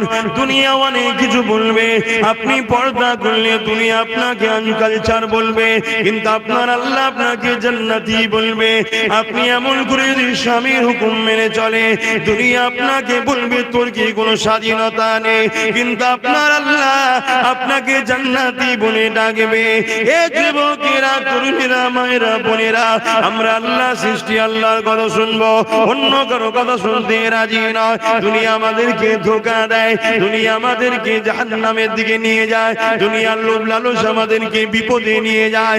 এই যুবকেরা, কয়েকদিন পরে 1 জানুয়ারি আসছে, 31 ডে। ওই রাতকে কেন্দ্র করে দুনিয়া 100 নারীরা তারা গান বাজনা, মদ, জুয়া, গেজা, এমনকি ওই রাত্রি হাজারো নয় অনেক নারীর ইজ্জত প্রসদিতা পর্যন্ত নষ্ট হয়ে যায়। একটা নারীর কাছে তার আল্লাহ দিয়া সব থেকে দামি সম্পাদন তার সতীদা। ওই সতীদা তাকে এইরকম বিশেষ বিশেষ দিন আছে, এই দিনেতে নষ্ট করে দেয়। এ আমার কওমের ছেলে মেয়েরা শুনে রেখে দাও, 31 দিন বানানো প্রতিটা উম্মতে মুহাম্মাদির জন্য হারাম হারাম হারাম। ওই দিন উদ্দেশ্য করে খানা খেলে ওই খাবারটা খাওয়া তোমার জন্য হারাম। ওই শরীরে রক্তটা হারাম হবে, ওই রক্ত দিয়ে কখনো তোমার মাথায় ঢুকবে না। মসজিদটাকে বাঁচাতে গেলে কাকে সাপোর্ট করতে হয়, ওই রক্ত দিয়ে কখনো তোমার মাথায় ঢুকবে না। কবরস্থানের জন্য রক্ষা করতে গেলে কার পাশে থাকতে হয়। ওই হারাম খাবারকে তোমার রক্ত শরীরে ঢুকে গেলে আল্লাহর ওলিদের বাচ্চাদের সঙ্গে কিভাবে কথা বলতে এটা তোমার মাথায় ঢুকবে না। নবী আমার জানিয়ে দিলে আমার মাহবুবদের ঘরে যারা আঘাত দেবে, আল্লাহর ওলিদেরকে যারা আঘাত দেবে, কষ্ট দেবে, তাদের ঘরে যারা গালিগালাজ করবে, কটূক্তি করবে, তাদের জন্য 3টে শাস্তি এখনো দুনিয়ায় যতদিন থাকবে শুধু নেই নেই নেই, অভাব অভাব অভাব বাবা। দ্বিতীয় নম্বর হলো তার যেখানেই যাবে সে সম্মান পাবে না, সে বুঝতেই পারবে না, এমন কিছু কিছু করে ফেলবে। সে যদি নিজে থেকেই হয়ে যাবে, সে হয়তো চাইবে না এটা ঘটুক, কিন্তু তাকে আল্লাহ বেউজুদি করে দেবে। 3 নম্বর হলো সব থেকে জঘন্য, তার মরণটা বেঈমান হালে হবে। এই যুবকদের বলে দিয়ে যায়, বাপেদের মায়েদের বলে দিয়ে যায়, রক্তের গরমে এমন কোনো কাজ করে ফেলবেন না, আল্লাহর অভিশাপে পড়ে যান। ইমান ইমানটা বরবাদ হয়ে যে জাহান্নামী না হয়ে যায়। সাথে সাথে এটাও বলি আমার মা বোনেদেরকে, দুনিয়া আপনাকে অনেক আনকালচার বলতে পারে, অনেক হয়তো বলবে ইসলাম নারীদেরকে স্বাধীনতা দেয়নি, তাদের শিক্ষার অভাব, নাই জ্ঞানের অভাব, নাই তাদের মানুষত্ব বলেই কিছু নয়। কারণ ইসলামই একমাত্র আমি মনে করি নারীদের মানে যে সম্মান দিয়েছে, ওই সম্মানে এক জাররা পরিমাণ পৃথিবীর কেউ দিতে পারেনি। এই যুবকেরা, একটা কন্যা সন্তান যখন হয় পৃথিবী তখন মুখ ছিটকে লায়, সবার মনটা খারাপ হয়ে যায়। নারী হয়েছে, নারী হয়েছে, নারী হয়েছে। ১,৫০০ বছর আগে যখন ইসলাম দেখে মানত না, এক আল্লাহকে যারা মানত না, যেমন করে পাথরের উপাসনা করত, তারা নারী জন্ম নিলে জেন্ত জেন্ত মেরে দিত। কিন্তু ইসলাম যখন চলে এলো, আমার নবী যখন আসলো ইসলামের মেসেজ দিতে, তখন কি জানিয়ে দিল, কারো ঘরে যদি নারী সন্তান হয়, এর মানে হলো এই বাপটাকে জান্নাত এবং শান্তির খবর দেয়। এই যুবকেরা, যাদের ধারণা ছিল নারী অশুভ, নারী হত্যা করে দিতে হয়, নারীদের সমাজে কোনো মর্যাদা না, নারী তো শুধু ভোগে জিনিস, নারী শুধু কাজ করবে, খেদমত করবে, তার কোনো ইজ্জত আবরু না, তার কোনো সম্মান নাই, তার কোনো অধিকার নেই, কথা বলার স্বাধীনতা নাই। কিন্তু ইসলাম জানিয়ে দিল, নারী আর পুরুষ তোমরা একে অপরের সমান। পুরুষের জামা হলো নারী, নারীর জামা হলো পুরুষ।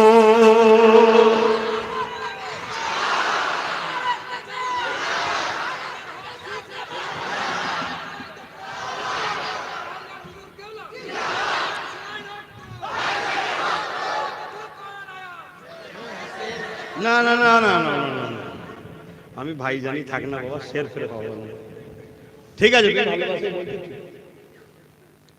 তোমার বলাটা ভুল না, ঠিক আছে, কিন্তু আমি ভাই জানি থাকি না।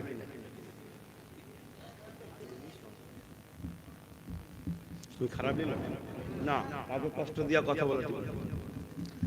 ব্যাপারটা হচ্ছে তোমার আবেগটা ঠিকই, এজন্য মানুষ শের বলে বা বাঘ বলে। উদ্দেশ্য হচ্ছে যাকে দেখে বা যার পর একে ভয় খাই সবাই, অর্থাৎ এখানে বলতে বুঝাচ্ছে কি, যাকে দেখে জালিম ভয় খায়। কথা তোমার ঠিক, কিন্তু আমি ভাই হিসাবে থাকবো তোমাদের। কথা বুঝে আসছে না? নাই, লিডার করে দেওয়া হয়েছে, সে থাকবে উনি তোমাদের সাথে, আমি ভাই হিসাবে হুজুর হিসাবেই থাকবো।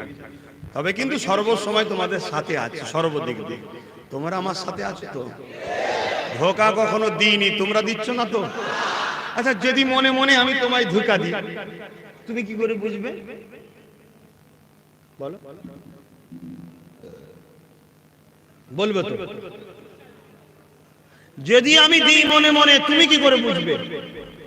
বলো আমার বুঝার তো দরকার নেই, আমার মালিক বুঝলেই যথেষ্ট। ঠিক না বেটি? তাহলে উল্টো ঠিক, তোমরা যদি আমাকে মনে মনে ধোকা দাও, আমারও বুঝার দরকার নেই, আমার মালিক তো বোঝে। ঠিক না বেটি? হ্যাঁ, আমরা সবকিছু করি কার জন্য? আজ এই মাহফিলে আবার বলছি, তোমাদেরকে ভালোবাসি শুধুমাত্র আল্লাহর জন্য। জোরে বলো, তোমরা আমাকে ভালোবাসো কার জন্য? তাহলে আল্লাহর জন্য যেখানে প্রেম হয়, সেখানে অর্থ এসে প্রেম কাটতে পারে, ভয় প্রেম কাটতে পারে, জেল প্রেম কাটতে পারে, ঘর বাড়ি টাকা পয়সার লোভ প্রেম কাটতে পারে। কারণ আল্লাহর জন্য যেটা হয়, পৃথিবীর কোন শক্তি সেখানে আর কাজে লাগে না। কারণ আল্লাহ সাইয়্যুন কাদির, আল্লাহ একমাত্র শক্তিমান, সর্বশক্তিমান। জোরে বলুন সুবহানাল্লাহ, আলহামদুলিল্লাহ। তাই তো আজ প্রমাণও আপনারা দিচ্ছেন আল্লাহ কারে, যেখানেই যাচ্ছি আল্লাহ কারে সব মাশাআল্লাহ মারহাবা দিবানা হয়ে আছে, সব আমার আল্লাহর পাগল, নবীর পাগল যেন আল্লাহ করে দেয়। বলুন আমিন।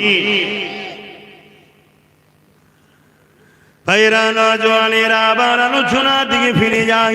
আমার মা বোনেদের উদ্দেশ্য করে বলতে লেগেছি, আমার নূরপুর এলাকার আম্মা জানেরা, আমার নূরপুর এলাকার বোনেরা এবং দূরে সোশ্যাল মিডিয়ায় যে সকল মা বোন শুনছেন বা পরে শুনবে, সমস্ত মা বোনেদেরকে বলে যায়, দুনিয়ার লোভ লালসায় পড়ে যেও না গো।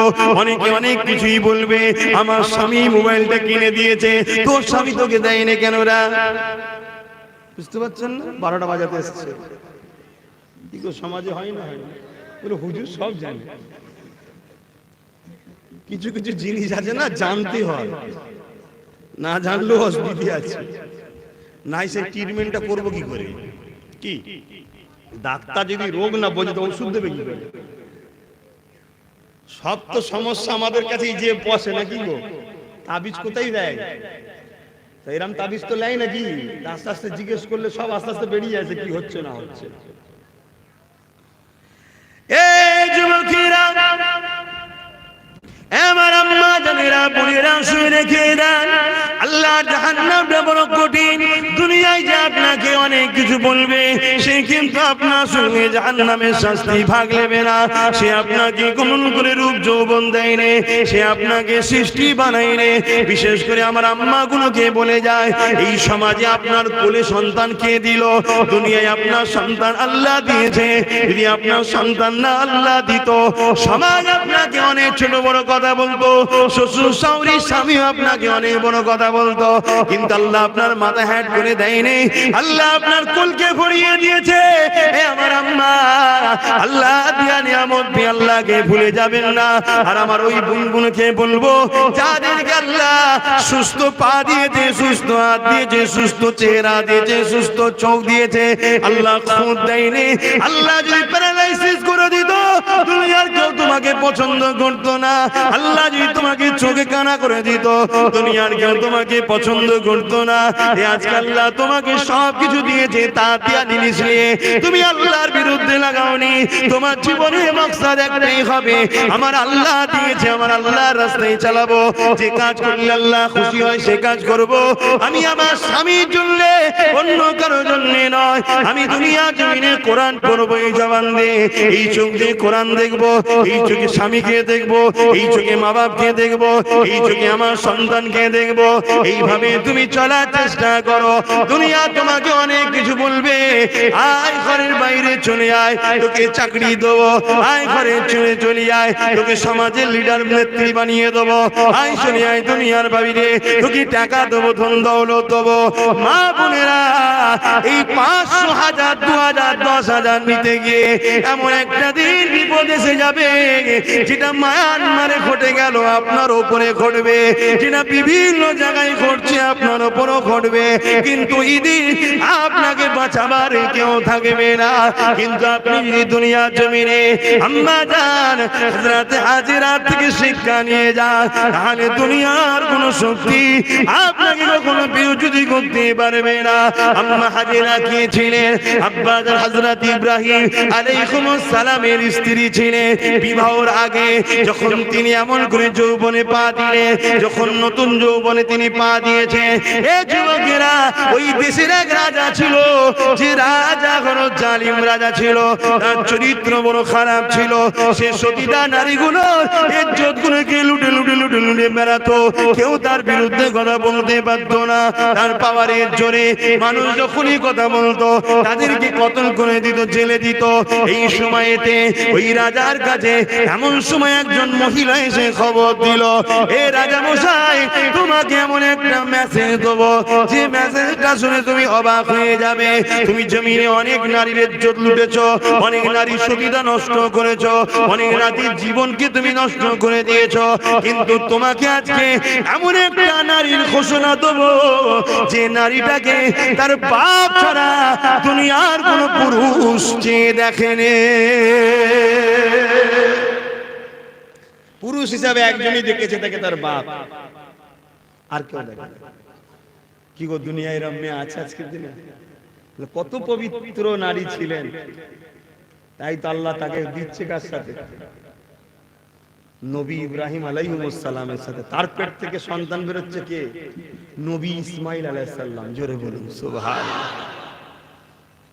মা বোনেরা, এমন একটা সন্তানের আশা করো যে সন্তান তোমাকে হাত ধরে জান্নাতে নিয়ে যাবে। আর ওই আশা করতে গেলে নিজের রেহেমকে, নিজের শরীরকে পবিত্র রাখতে হবে।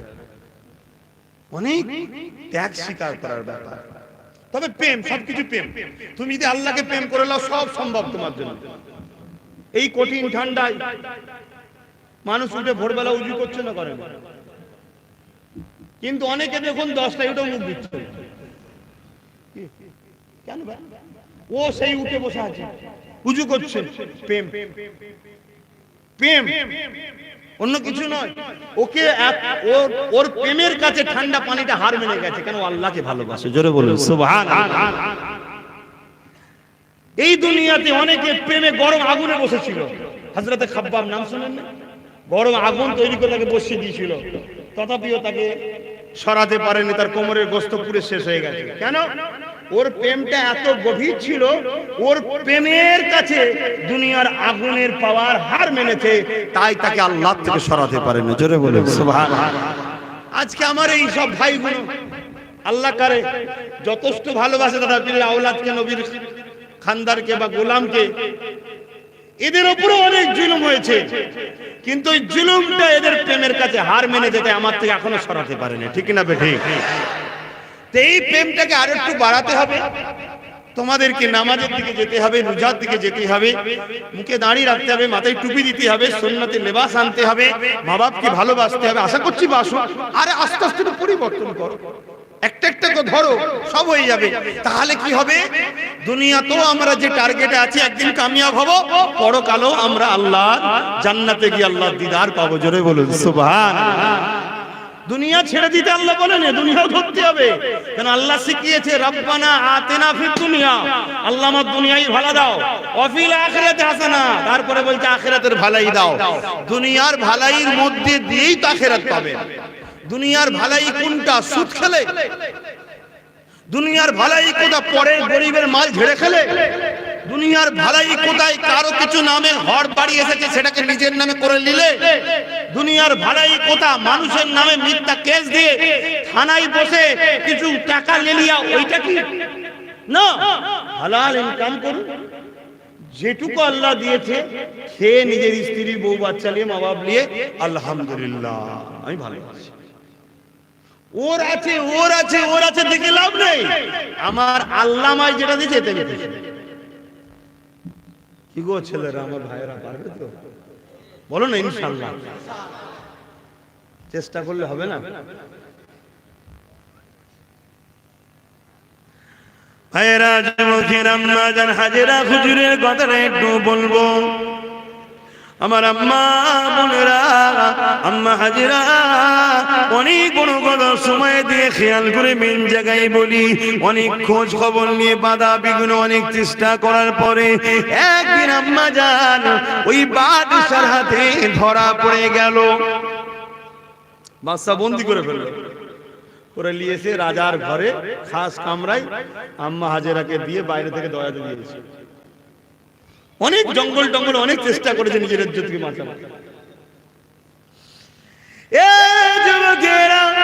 গভীর আমল করে রাজ দরবারের কাজ মিটিয়ে দিয়ে রাজা যখন ঘরে প্রবেশ করতে লেগেছে, অর্থাৎ আম্মা হাজেরা যে ঘরে বন্দি আছে ওই ঘরে প্রবেশ করতে লেগেছে। কেন? বাদশা বদমাইশ বাদশা, বাদশা চরিত্রহীন বাদশা, বাদশা জালিম বাদশা, বাদশা তার নোংরা খেয়াল মিটাবে বলে আম্মার ঘরে দিয়ে প্রবেশ করতে লেগেছে। বয়স একেবারেই হালকা, সবে যৌবনে পা দিয়েছে, ফুটফুটে কুমারী মা আমার এমন করে যখন দরবারে পা দিয়েছে, যখন ঘরের মধ্যে ঢুকতে যাবে, দরজা যখন ঠেলতে যাবে, আম্মাকে এক নজর দেখেছে। আম্মাও সঙ্গে সঙ্গে আসমানি দিয়ে ডাকলে বলেছে, আল্লাহ হাজেরা কখনো নিজের খুশি মনে একটা পাখি তোমার বিরুদ্ধে আগাইনে, সর্বসময় নিজেকে ঢেকে রেখেছিল। কেন? তুমি খুশি হবে, সর্বসময় নিজেকে পর্দায় রেখেছিল। তুমি খুশি হবে, সর্বসময় বেগানা পুরুষ থেকে দূরে রেখেছিল। তুমি খুশি হবে, তার জন্য জঙ্গলও পালাতে হয়েছে, অনেক কিছু করেছি আল্লাহ, কিন্তু আজকে আমি ফেসে গেছি। এই জালিমের সঙ্গে লড়াই করে আমি মেয়ে ছেলে পারবো না, তাই আপনার সাহায্য করি। এই অসহায় সময় আপনি আমার জন্য যথেষ্ট, আমি তো আপনার জন্যই করেছিলাম। আজ আমার পবিত্রতাকে আপনি রক্ষা করবেন। বলাও শেষ হয়ে যায়। আম্মা দেখতে পেলেন আমার আল্লাহ সাইয়ুল কাদির, তিনি কি না পারে ওই রাজার ঘর, মার্বেল মখমল লাগানো দামি ঘর, রাজার ঘর, ওই পাকা জমিনের উপরেতেই আমার আল্লাহ রাজাকে এক হাঁটু পরিমাণ পুঁতে দিল। আরো জোরে বলো আহা, এই স্বপ্ন দেখো আমার আম্মা বোনেরা, কি শান কি মর্যাদা, কত বড় রাজা। হাত জড়ো করছে কার কাছে? পুঁতে গেছে, হাত জড়ো করছে কার কাছে? আম্মা জান হাজেরা হুজুরের কাছে, তুমি আমায় মাফ করো, আমি ভুলে গেছি। আল্লাহ ওয়ালাদের মন নরম হয়। আল্লাহ যখন বান্দা তোমার বুঝতে পেরেছে আমি মাফ করে দিলাম, তুমি মাফ করে দাও, অটোমেটিক আবার উঠে গেল। কিন্তু আল্লাহর ক্ষমতা আছে না নাই? এই যে জায়গাটায় আমরা বসে আছি, সব সমেত আল্লাহ জমিন একটু ঢুকাতে পারে না? পারে না। আমাকে সমেত আপনাকে বাদ দেবে কেন? একসাথেই থাকবো, ওখানে যে জলসা শুরু করতে হবে। আল্লাহর কথা বলবো রে বাবা। আমি একদিন ভাবছিলাম বসে বসে, আমার জিন্দগিটা খারাপ নয়, বেশ ভালোই জিন্দগি। কেন ঘুম থেকে উঠি, হয়তো ফজর বেলা উঠলাম, নামাজ পড়লাম, একটু কোরআন শরীফ তেলাওয়াত আল্লাহ যেটুকু করাই করলাম, তারপর একটু খাওয়া দাওয়া করলাম, ঘরের সংসারের একটুখানি এদিক ওদিক বা ওই সংগঠন বা নলেজ স্ত্রীর কাজ এদিক ওদিক করতে করতে দেখা যাচ্ছে 10টা বেজে গেল। গোসল করে দুপুরের নামাজ পড়ে খেতে খেতে চলে গেলাম জলসায়, যে ওয়াজ করলাম, আল্লাহ রসুলের কথা বললাম, ঘরে গেলাম, লোকজন থাকলে দেখা করলাম, তারপর আবার ঈশার নামাজ পড়লাম, খাওয়া দাওয়া করলাম, শুয়ে পড়লাম। কথা বুঝাচ্ছে না? এই রুটিন এর মধ্যে তো আল্লাহ কারো পাপ প্রাপ্ত হচ্ছে না। জিন্দগিটা ভালো না খারাপ? ভালো, কিন্তু একটু কষ্ট হয়। তোমরা কেমন কত জায়গায় ঘুরতে যাও, আজ আমারও তো মন যায় এই শীতকালে একটুখানি কাশ্মীরে, কি বলে আরো সব অনেক জায়গায় বরফ পড়ছে, দার্জিলিংয়ে যাওয়ার সময় নেই, সব জলসা, দিনের খেদমত করতে করতে জিন্দগি। কথা বলি, তবে বেড়ানো খারাপ না, তোমাদের ভাবে বলছি বেড়ানো খারাপ না, কিন্তু খারাপ সেন্সে বেড়ানো খারাপ। তুমি বেড়াতে যাবে, আল্লাহর কুদরত দেখবে। কথা বুঝে আসছে? আল্লাহর কুদরত দেখতে দেখতে বড় মেয়ের দিকে তাকালে ওটা পাপ না? হ্যাঁ শুনি, এটা পাপ। এই চোখটা কে দিয়েছে? তুমি কেন দেখবে? হ্যাঁ একবার নজরে পড়েছে, মাথা হ্যাট করে দিলে, ওই মেয়েটাও ভাববে ছেলেটা ভালো। আর তুমি যদি ভালো ভালো করে দেখো, বলি কি হ্যাঁ এই হাসবেনে বোঝার চেষ্টা করো, বাস্তব না বাস্তব না কি? আর তুমি যদি নিজের এতে থাকো, আমার আল্লাহ আমার জন্য যথেষ্ট। আর দ্বিতীয় নম্বর কথা, যাদের বিবাহ হয়ে গেছে তাদের তো আরো সাবধান। বিয়ে হয়নি তবুও একটু ফিসালিটি দিক ওদিক কি হবে না হবে জানি না, বিয়েওয়ালাদের তো আরো সাবধান থাকতে হবে। কি গো এইসব কথা বলছি খারাপ? আরে এটাও তো শরিয়াত রে বাবা, সব শিখাতে হবে তো। নামাজ রোজা হজ যাকাত শিখতে দিলাম, হরদম মাঠের জমিনে পানি দিলেন, আর আলগুলো কাটা রয়েছে ওটা বন্ধ করতে শিখাইনি, সব পানি বেরিয়ে গেল, বেকার হয়ে যাবে। এটাও তো শিখাতে হবে না? মনে হচ্ছে খারাপ লাগছে, তাহলে আমি একটু বয়স হয়ে যাক তারপরে বলবো। কেন আপনারা ভালোবাসেন আমাকে, আর যে ভালোবাসা দিয়েছেন অবশ্যই আল্লাহ দিয়েছে, আপনারা মাধ্যম। এখন এই ভালোবাসা যদি হট করে কেড়ে নেন কষ্ট লাগবে না? তবে কাঁড়ার মালিককে, আল্লাহকে ধরি, আপনাদের ধরি না তো, আমি ঠিক জায়গা ধরি। আল্লাহ ওইগুলোকে জুড়ে রাখো আমার সাথে। ও তুমি যতই চেষ্টা করো ভাইজান থেকে পালাবো, ঠিক মনে হবে একটু যাই না কেন? সেন্টার আমি বলি কি, যার ইশারায় গাছের পাতা লড়ে, যার ইশারায় সূর্য ওঠে, চাঁদ ডোবে, চাঁদ ওঠে, সূর্য ডোবে, যার ইশারাতে তোমাকে আমাকেও চলতে হয়। তিনাকে বলি যে আল্লাহ এগুলোকে জুড়ে রাখো, কারণ এইগুলোকে নিয়েই তো আগামী দিন পাওয়ার তৈরি হবে। তোমার কোরআনের উপরে, তোমার মসজিদের উপরে, দ্বীন ইসলামের উপরে যারা আঘাত দেয় তাদেরকে আল্লাহ প্রতিরোধ করার জন্যই তো চেষ্টা করছি। কি তারপরে আমার ঘরের মেয়েরা পেটের জ্বালায় বাইরে খারাপ রাস্তায় চলে যাচ্ছে, যাতে করে পেটের জ্বালার সমাধানের ব্যবস্থা করা যায়, এইগুলোকে নিয়েই তো হবে। কি আল্লাহ চাইলে সব হবে ইনশাআল্লাহ, ঠিক না বে? ঠিক গো, গাছ লাগিয়েছো, প্রথমবারে একটা ফল হয়েছে, গাছ কেটে বাদ দেবে নাকি? দাঁড়াও, আস্তে আস্তে বেশি ফল দেবে বলে অপেক্ষা করো, তাই তো নাকি? আল্লাহ করে সব হবে, বলো ইনশাআল্লাহ। বাপেরা ভাইরা, আমি যে কথা বলছিলাম আপনারা বুঝতে পারছেন? তাহলে বেড়াতে যাওয়া খারাপ না, অসির ফিল আরদ, জমিনে ঘুরো, আল্লাহ দেখো।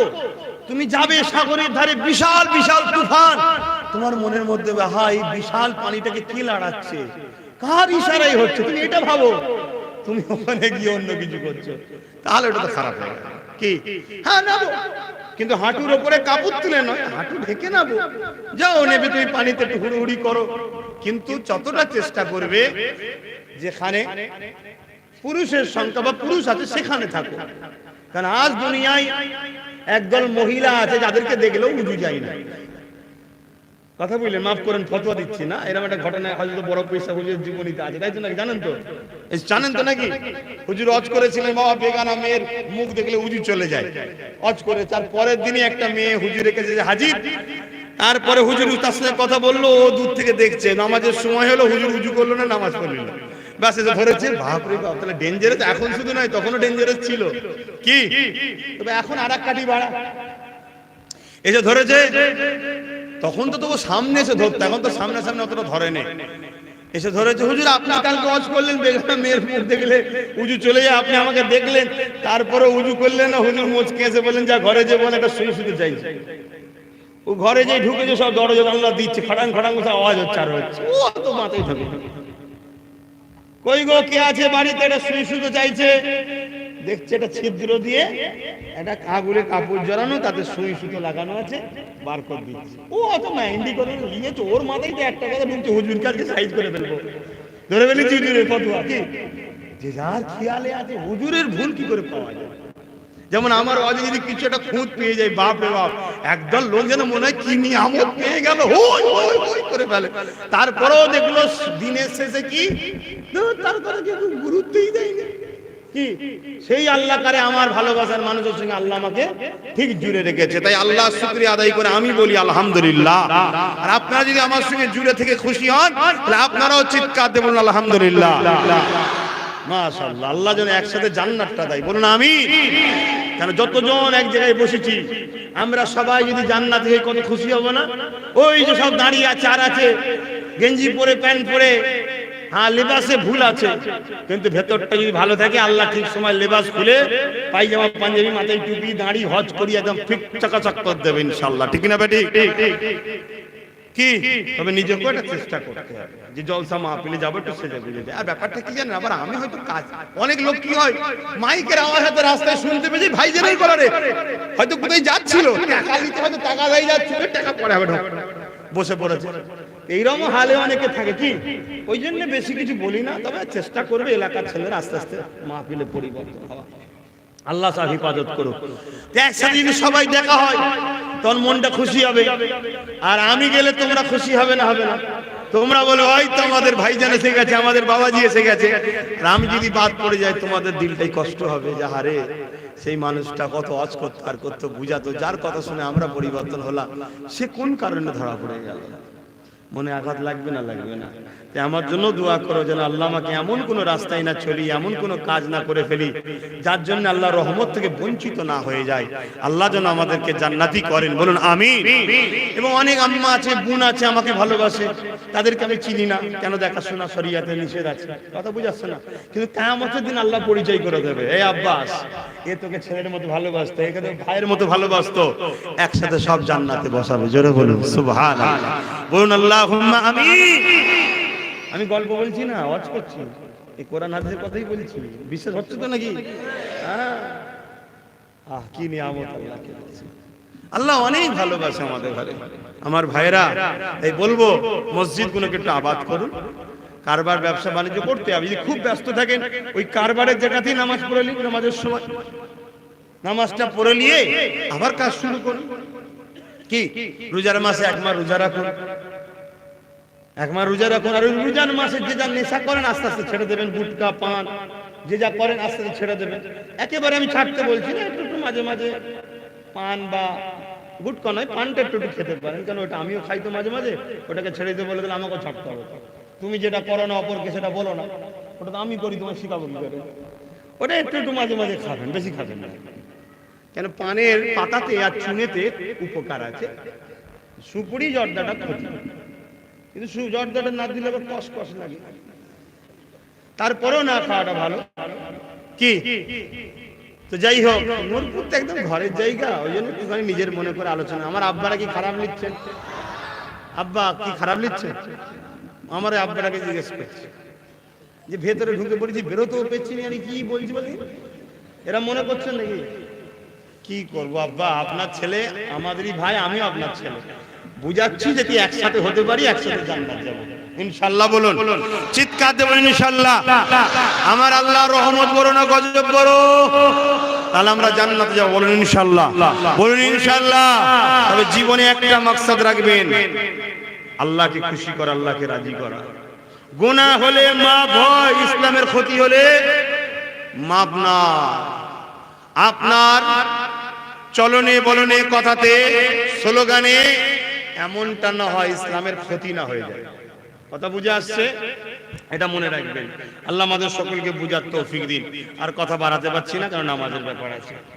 কথা বুঝে আসছেন না? আম্মা জান খাদিজা হুজুর কি বলে, হাজেরা হুজুরের কথাটা বলবো, নামাজটা পড়তে হবে তো। আব্বারা কি বলছেন ওটা বলবো, কিন্তু নামাজটা পড়তে হবে তো, নামাজের সময় আছে অবশ্য। আচ্ছা হুজুর আম্মা জানের কথাটা বলে দিই। হ্যাঁ, আহা, আল্লাহ পাক সাহায্য করেছেন। ও বললো আমাকে মাফ করে দে বাবা। মা আম্মা হাজেরাকে বলছে, হাজেরা আমায় মাফ করে দাও। আম্মা জান মাফ করে দিলেন, আল্লাহকে জমিন থেকে তুলে দিল। ও আবার বাইরে চলে গেলেন ঘরে। কিন্তু শয়তানের খেয়াল, তো শয়তানের খেয়াল ব্রেনে আবার অসুয়াশা এসছে। ফিরে আসা তো সহজ নয়। আল্লাহ আমাদেরকে হেদায়েত করুক, বলুন আমিন। শয়তানের খেয়াল আবার দেখেছে এক ঝলক। আম্মাকে সেই সময়ে আম্মা মানে অদ্বিতীয় দেখতে ছিলেন। আল্লাহ পাক এত সুন্দর তিনাকে বানিয়েছিলেন। বলুন আল্লাহুম্মা আমিন, বলুন আলহামদুলিল্লাহ। তো ভাইয়েরা আমার, তো বদমাইশ আবার গেছে। যখনই গেছে আম্মা আবার হাত তুলেছে, আল্লাহ আপনি আমায় সাহায্য করুন। এক কোমর পর্যন্ত, বলুন সুবহানাল্লাহ, বলুন না সুবহানাল্লাহ। ও আবার বলছে, হাজেরা আমায় মাফ করে দিন। আম্মা আবার মাফ করে দিয়েছে। আল্লাহ ওয়ালাদের আদর্শ হলো এটা, যদি কেউ তার কাছে ভুলও করে ফেলে, ক্ষমা চাইলে ক্ষমা করে দেয়। বাপেরা, নওজওয়ানেরা, মারা, বোনেরা, ওই সময় দেখা যায় আম্মা হাজেরা যখন মাফ করে দিল, আল্লাহ পাকে দোয়া জানিয়ে দিলেন, ও রব্বি আল্লাহ, ক্ষমা চেয়ে নিয়েছে, মাফ করে দেন আল্লাহ। মানুষই তো ভুল করে ফেলে। সঙ্গে সঙ্গে আবার আল্লাহ জমিন থেকে তাকে তুলে দিল। হতভাগা বদমাইশ নিজের নফসকে দমন করতে পারে না, আবার প্রবেশ করেছে ঘরে। ওই সময় মা বারা তুমি জাল্লা, আমাকে আপনি বাঁচান, আপনি ছাড়া কেউ নেই। এবারে আমার আল্লাহ এক বড় পরিমাণ এই জালিম বাচ্চাকে জমিনে পুঁতে দিয়েছে। ও যুবকেরা, নওজওয়ানেরা, আম্মারা, বোনেরা, নিজেকে পবিত্র রাখেন, নিজেকে আল্লাহর উপরে সুপেদা, নিজেকে কোরআনের মধ্যে রাখেন, নিজেকে নামাজের মধ্যে রাখেন। যদি আপনার স্বামী দুর্বল কমজোর হয়, মারে রোজা রেখে রোজা রেখে রোজা রেখে কাটান। তরাপিও দুনিয়ার চক্রান্তে পড়ে পাপ রাস্তায় চলে যাবেন না। যদি আপনার স্বামী ইনকামও কম হয়, তার কাছে বড় বড় দাবি করবেন না, তাকে আপনি বোঝার চেষ্টা করেন। আর স্বামীদেরকে বলে যায়, আল্লাহ তোমাকে যে ইনকামটা দিচ্ছে, বাইরে বাইরে ফালতু খরচ করার জন্য নয়, ওটা তোমার স্বামীকে, তোমার স্ত্রীর জন্য, তোমার স্ত্রী দেখাশোনার দায়িত্ব তোমার। তাই ফালতু খরচ না করে তোমার হালাল রুজিটা তোমার স্ত্রী, তোমার বাচ্চা, তোমার মা বাপের পিছনে খরচ করো। তুমি যখন তোমার স্ত্রীর পিছনে খরচ করবে, তাকে কাপড় কিনে দিবে, তার খাওয়া দাওয়া চিকিৎসা দেখবে, তার থাকার সুন্দর ব্যবস্থা করার জন্য খরচ করবে। এ স্বামীরা শুনে রেখে দাও, ওই খরচটাকে আল্লাহ তার রাস্তাতে খরচের সঙ্গে শামিল করে দেবে। এ যুবকেরা, তরুণেরা, বাবেরা, এ নবী পাকের প্রেমিকেরা, আম্মা জান হাজেরা এই সময় তখন তুই বাচ্চা জালিম আম্মা জান হাজেরাকে বলতে লেগেছে, হাজেরা রে, আমি বড় ভুল করে ফেলেছি। আম্মা বলতে লেগেছে, জালিম রে, তুই বড় কথাকে অমান্য করি, তোর জবানের দাম নেই, আর তোর জন্য আল্লাহকে বলবো না, তুই বড় বদমাইশ। ওই সময় জালিম কি বলেছে, ও হাজেরা, এবার থেকে আমি যা বাচ্চা তোমাকে তোমাকে মা বলে ডেকে নিলাম। মা হয়ে একবার ছেলেকে মাফ করে দাও। ছেলে কখনো মায়ের সঙ্গে তো খারাপ নজরে তাকাতে পারে না। হাজেরা রে, আমাকে ছেলে বলবে রে, তোমাকে আমি মা বলে সম্বোধন দিয়ে দিলাম, মায়ের মর্যাদা দিয়ে দিলাম। এই সময় আম্মা হাত তুলতে লাগলেন, ও আমার আল্লাহ, একে তওবা করার ক্ষমতা দাও, একে মাফ করে দাও, একে ভালো হবার তৌফিক দাও। আম্মা দোয়াকে কবুল করে নিয়ে ওই বাচ্চাকে জমিন থেকে শুধু আল্লাহ তুললো তা নয়, দুনিয়ার সমস্ত বুরাই খারাপ থেকে আল্লাহ তাকে পবিত্র বানিয়ে দিল।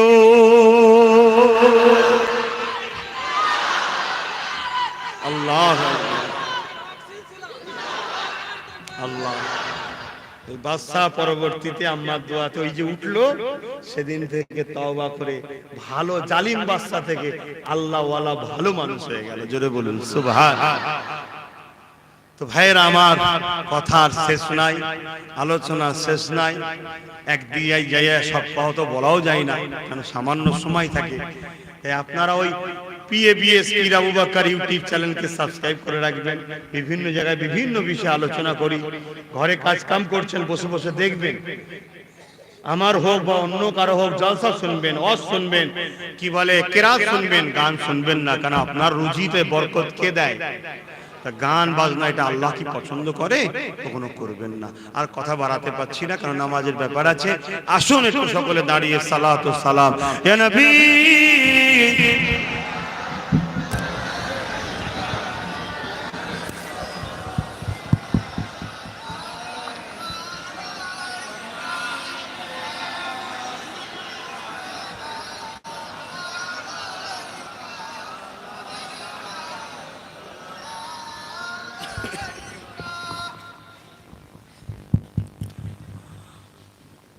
طلع